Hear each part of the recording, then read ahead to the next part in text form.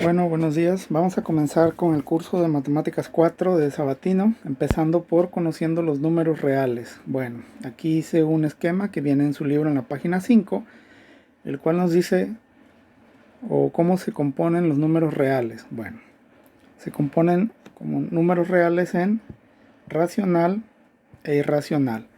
El racional es aquel que puede expresarse de forma entera o en forma de fracción, o sea, como un número natural o de forma fraccionaria. Los naturales, ¿cuáles son los naturales? Bueno, pues van desde números enteros positivos, ya sea 1, 2, 3, 4, 5, 6, 10, 20, 15, 1 millón, siempre y cuando sea mayor a 0 es un entero positivo. El 0 pues es simple y sencillamente 0, no es ni positivo, no es ni negativo, está justo en medio. Usualmente en temas anteriores como en Mate 3 o en Mate 2 ustedes lo veían como el origen o el punto de partida hacia cualquier dirección, hacia los positivos o hacia los negativos. Y están los enteros negativos o un número entero negativo, el cual es obviamente menor a 0, menos 2, menos 3, menos 4, menos 5, cualquier número menor a 0. Los enteros positivos se dividen en dos, el cual son los números primos, como por ejemplo el 3, el 7, 9, 11, 13. Son números que solamente se pueden dividir entre sí mismo y 1. Solamente tienen esas dos formas de dividirse. El 3 solo se puede dividir entre 3 para que me dé 1, o entre 1 para que me dé 3 y me dé un entero positivo. El 7 igual, el 9, el 11, el 13, de ahí sigue el 17, el 19, el 20, no, el 21 no, el 23 son números primos. El número compuesto es aquel que se puede dividir entre más de divisores que entre sí mismo, o el 1, que quiere decir que no sea un número primo. El 2, el 4, el 8, el 10, 12, etcétera. Por ejemplo, el 4 se puede dividir entre 1, entre 2 y entre el mismo 4, y en ambos casos me da un entero. El 2, pues, ¿por qué no es primo si nada más se puede dividir entre 2 y entre 1? Bueno, pero es un par.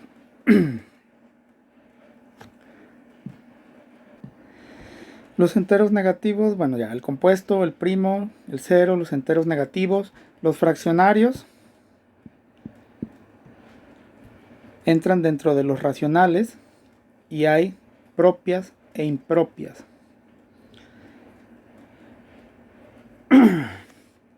¿Cuándo es una fracción propia? Cuando el numerador es menor al denominador. Por ejemplo, 3 quintos. Por ejemplo, también puede ser negativo, menos 4 octavos. O sea, cuando este número, el numerador, la parte de arriba, sea menor que la parte de abajo, es una fracción propia. Cuando es impropia, cuando es al revés, suponiendo que tengamos 5 tercios o 8 cuartos. Que bueno, 8 cuartos no, porque es un entero al final de cuentas. Vamos a poner 8 tercios. Algo así. ¿Sí? Entonces, una fracción impropia es cuando el numerador es mayor al denominador. Un número algebraico. ¿Cómo es un número algebraico? Puede ser cualquier número, no nulo. Puede ser cualquier número en el cual se puede expresar como una variable o como una letra, una literal.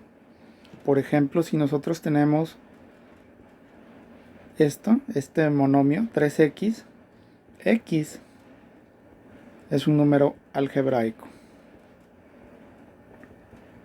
¿Sí?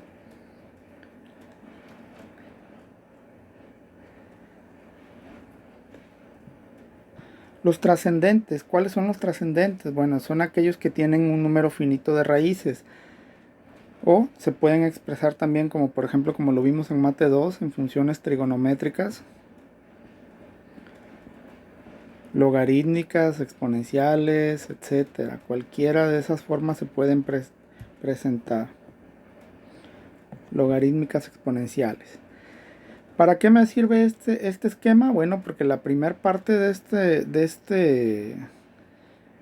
este tema que vamos a ver es un poco para recordar las operaciones básicas de las matemáticas. ¿Por qué este recordatorio si ya lo vieron en Mate 1? Porque prácticamente van a estar jugando mucho con algo que debieron haber visto por allá, que era leyes de los signos y cómo se aplicaban cuando sumaban, restaban, multiplicaban, incluso dividían.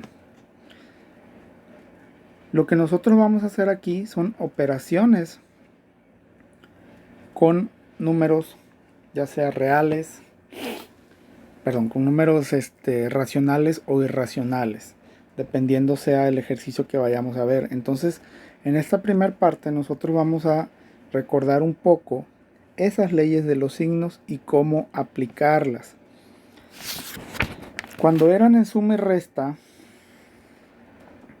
leyes de los signos en suma y resta, decíamos que si eran iguales, pasaba el mismo signo y los números se sumaban.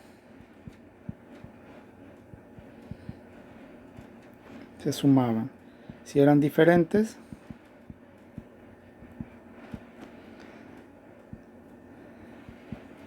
se decía que pasaba el signo del mayor y los números se restaban entre sí, o se hallaba la diferencia entre ellos. O sea, la diferencia que hubiera entre ellos, la resta que hubiera entre ellos, ese era el valor numérico que quedaba. En multiplicación y división,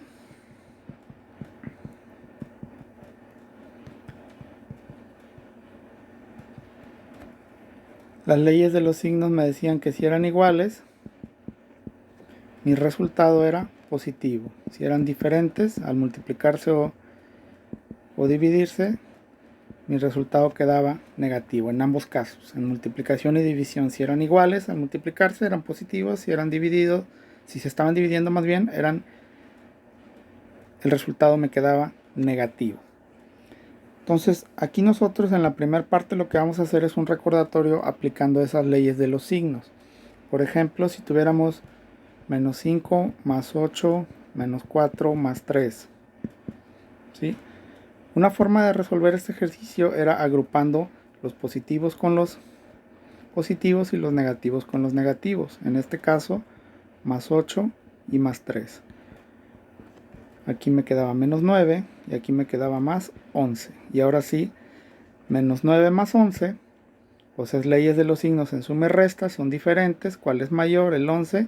¿Qué signo tiene positivo? La diferencia entre ellos, 2. ¿Sí? Entonces es menos 9 más 11, pues es 2 positivo. Si hacíamos multiplicaciones, por ejemplo, menos 2 por menos 4 por 3 por menos 8, realizo la primera multiplicación, menos 2 por menos 4 es 8 positivo, 2 por 4, 8, menos por menos me da más. Y ahora multiplico por 3, lo estoy haciendo primero estos dos, ahora el resultado de este lo multiplico por ese 3, 8 por 3, 24. Ambos son positivos, mi resultado queda positivo. Y 24 por menos 8,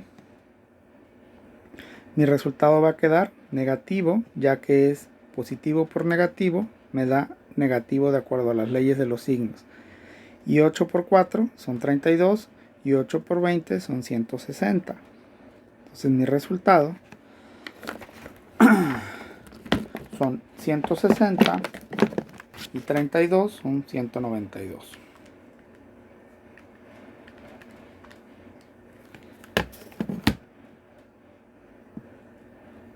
$192 negativo, porque es positivo por negativo. Entonces, En los ejercicios que a ustedes les voy a encargar, que por ahí resuelvan algunos ejercicios sencillos solo a manera de recordatorio. ¿Por qué? Porque en el tema que sigue vamos a entrar a evaluar funciones. ¿Sí? Bueno, hasta aquí dejo este video, solo es un recordatorio de cómo se aplican leyes de los signos y ahorita ya vamos a los ejercicios que realmente son de matemáticas 4. Hasta aquí dejo el video.